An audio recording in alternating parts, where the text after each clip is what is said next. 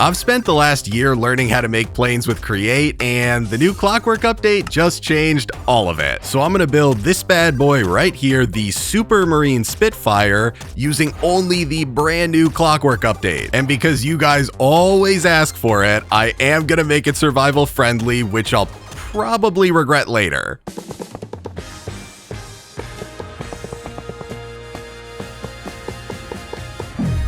This is the skeleton of the plane on a 1.5:1 scale, and honestly, even with it scaled up, I'm still concerned about the amount of space that I have back here for the survival-friendly engine. I don't really know how that's gonna work, but that is a problem for me to deal with in the future. The immediate problem is this plane cannot move. Like, at all. And to fix that, I need a propeller at the front. That means I need a propeller bearing right here, and then I can put the fancy new blade controller in front of that, which can hold just as many propeller blades as I want. Oh, and apparently by that, I mean 8, which is totally fine because I don't even want to use 8. I only want to use 4, so we're good. Obviously, this already looks super cool and is the sole reason that I chose to make a propeller plane, but the coolest part is if I right-click on the front here, I can change the angle that the blades are turned at. Look at that. We can go up a little bit more. Oh, it's so good. What do I want to set it to?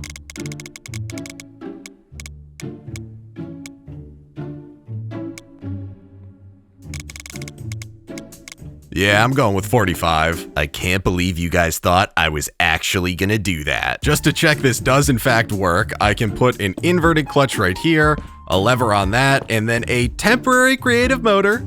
No need to panic, guys. I promise it'll be replaced later. If I just flip this lever, nothing happens. Why did nothing happen? Oh, I forgot to assemble it, and that's actually a really cool sound. Okay, take 2. If I just flip this lever, well, it moves. It just moves in the wrong direction, but that's fine. That is no, stop it. That is an easy fix. I just flip that, and now, boom, problem solved, crisis averted. Okay guys, here's the plane, we're done, right? That's how it works. I will say though, the sound effects are really nice. I like these, they're very immersive. I immediately take that back. This Gravitron is gonna drive me crazy, look at this. What is this? How do I make it stop? Now that the plane can move, it needs some real wings to get it in the air, and there are 2 different types of wings. There's the regular wing, and then the cambered wing. Fun fact, these are basically just renamed versions of the old wings and flaps. I'm gonna use a bunch of regular wings because this plane really shouldn't be that heavy, and the cambered wings provide an excessive amount of lift, which is definitely not gonna be needed here. Also, why is this visual so buggy? It keeps saying it's gonna place it there, but then it places it here. I think Clockwork's trying to gaslight me a bit, but as you guys can see, I'm a professional, I'm not falling for it. I mean, it's nothing fancy, but that should be good for the wings. So now I need some flap bearings behind each of them to be able to turn the plane, and that is where the smart flap bearing comes in. And yes, I am about to nerd out pretty hard over something that you guys will probably think is pretty insignificant. The smart flap bearing has a built-in redstone link on each side of it, which is a total game changer. You don't have to have the regular flap bearing like this, where you gotta have an additional block on each side. Nope, you can just set the frequencies right on this to turn the flaps forward and backward. This singular little update right here is the only reason I am willing to build this plane without the drive-by-wire mod. Otherwise, I don't even know if it would be possible. I need some flap bearings and wings in the front to act as ailerons, some more flap bearings and wings in the back to act as elevators, and a couple more wings to act as a vertical stabilizer. I know it probably sounds a bit crazy, but now you actually do use wings with the flap bearings because the flaps are gone. I feel like there's still something missing. I stared at it for 10 minutes and I figured it out, guys. It's missing its landing gear, which means it needs a mechanical bearing right here and another one over here. And then these are gonna need a beam in front of it, another beam, and then they need a small spare tire, which is extremely annoying to place. Yeah, I think that looks pretty good, so I can just glue these together, and they should be good to go. They're gonna fold up into the wing, and they're gonna fold inward. I know on the actual plane, they're closer to the center, and then they fold outward into the wing, but in this case, there were technical limitations. It's close enough. It's still moderately accurate. I'm taking the win. Oh yeah, and the best part is, on the real plane, the back landing gear isn't even retractable, so I could just use a grindstone, which is way easier than using the mechanical bearings. I'm pretty sure this is all the fancy new technical stuff I need to fly the plane, so I can hook everything up and give it a test flight.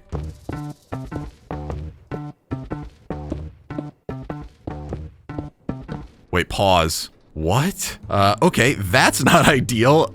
It doesn't show the block that you have set for each frequency. It's not a problem now. I know what frequency 1 is, but in 5 minutes, I am absolutely gonna forget. The colors are inverse too. Why are the color? Frequency 1 on this side, frequency 2 on this side is blue, and frequency 1 on this side is blue. Oh my gosh. They are trying to confuse me so badly with these smart flap bearings. You know what? Here's the real test. If I were to put this on this side and this on this side, yeah, it would be blue on the bottom and blue on the bottom. Okay, I thought I was going crazy for a second. I'm not. I'm totally valid with this crash out. Yeah, this looks really stupid. It's like if you tried to make a piece of spaghetti or something fly, but it should still be good for a test flight. So here we go. Hopefully everything is linked properly. Yes? Wait, it flies really well. What? Yeah, it doesn't turn super fast, but it's really balanced. I feel like they had to have changed something about the calculations for wings and stuff, because mine are not even. Maybe they made it easier for idiots like me to balance a plane properly. Yeah, for a flying piece of spaghetti, man, this thing does its job. And then let's see if I can land it. Come on. This will set the tone for the rest of the video. Good landing. Oh, and the crowd goes wild. Woohoo! Well, now that I know it can fly, it's time for the worst part. I have to remove this. Oh, and I get to replace it with all these survival-friendly gas components. To start out, I'm pretty sure I need an air compressor here to generate the gas I'm gonna heat, and this only gets rotational power in the bottom, so I can hand crank it from here, and it should start. Yep, it's getting some pressure in there. It's getting some kilopascals. Having flashbacks to college. I actually don't know how much it needs. We'll just give it a couple more spins, just to be on the safe side. I don't know if it can blow up, but I hope it doesn't. Then I need a duct next to this to carry that gas over to the coal burner, which will heat it up because right now it's at 283 Kelvin. Then I need another duct here, which is gonna carry the heated gas down and into a gas engine that's gonna replace the hand crank. And this is what will generate power by giving it the steam engine and a shaft over here, which, yeah, this one is, well, I was gonna say it's gonna fight me, but now it's really fight me. Why is that not? Oh, there we go. And now it should be done. I mean, it looks really cool, don't get me wrong, but the size of this is, it's definitely gonna cause a problem in the very near future. But for now, I get the extra fun part of reconnecting all the rotational power for all these different components to this new power generator. I don't know how I'm gonna do this.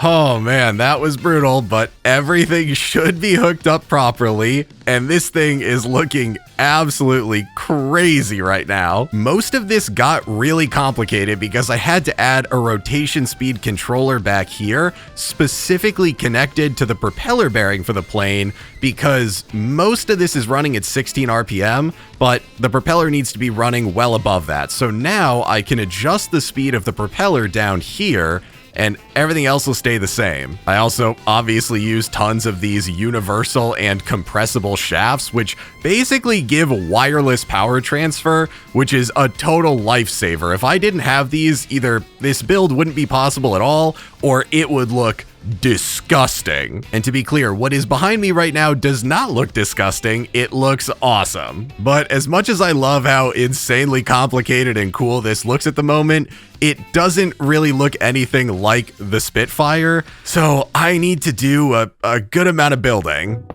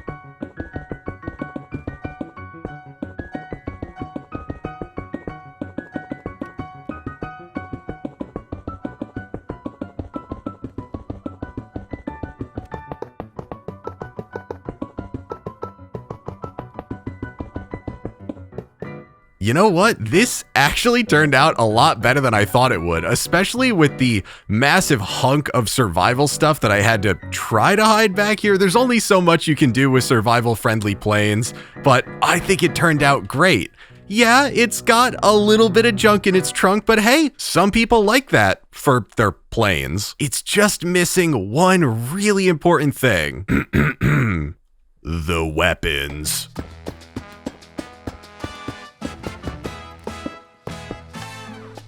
Nope, not that side. Not that side. Not that side. Of course, it's the last side I try.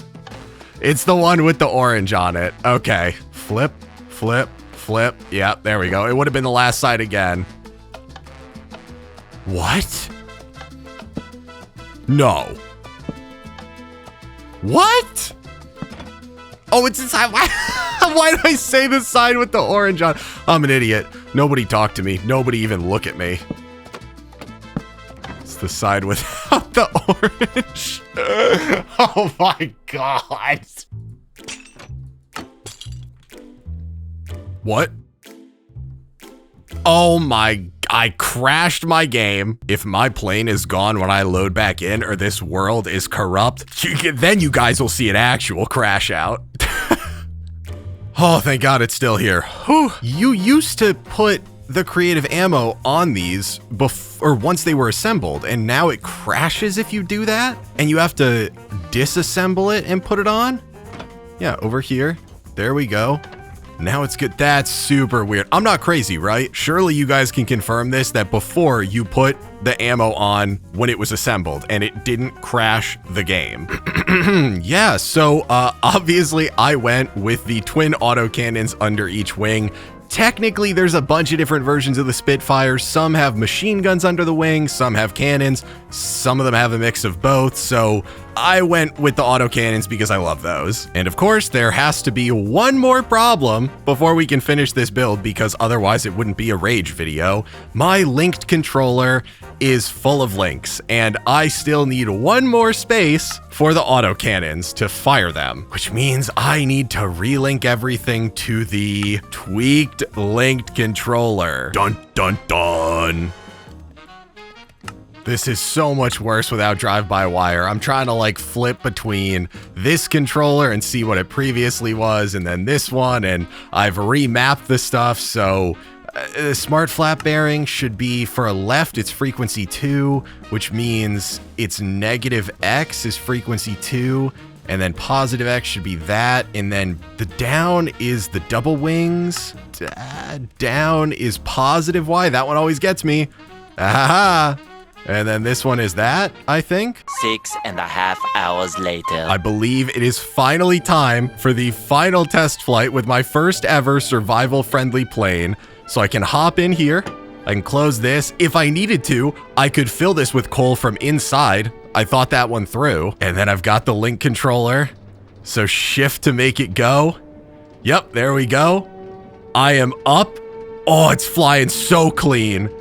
It is so clean. And then I can press R to take back in the landing gear. It could probably be a little bit faster, but it flies so clean. Oh, look at it.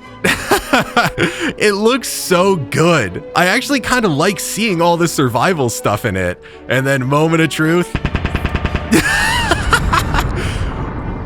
Oh my gosh, it's so good. And I feel like these cannons are a little bit different too. I updated all of my mods. Look at this. Oh wait, those bullets look really glitchy. They're like firing sideways. Still awesome though. Look at that. This stuff will never get old, and the plane flies super well for a survival-friendly plane. I'm just cruising. And look, the camo's working too. Hey, call me John Cena because you can't see me. Those bullets are so dumb. Oh man, I love this. Okay, this final landing will determine if the Clockwork update is good or bad. The landing gear is out. We are coming in for the approach. Steady, steady. Oh, there we go. And there you have it. The Clockwork update is amazing. That's all you need to know.